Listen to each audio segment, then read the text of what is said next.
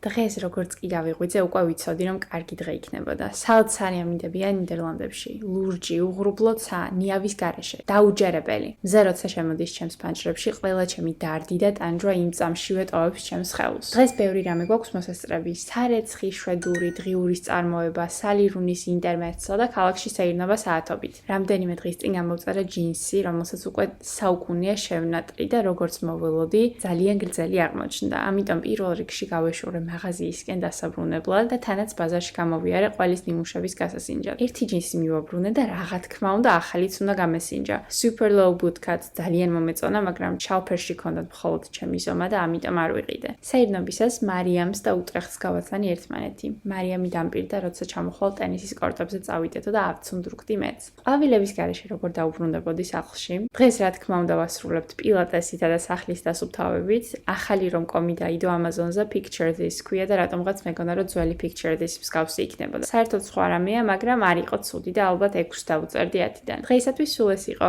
კოცნით და გეხვევით.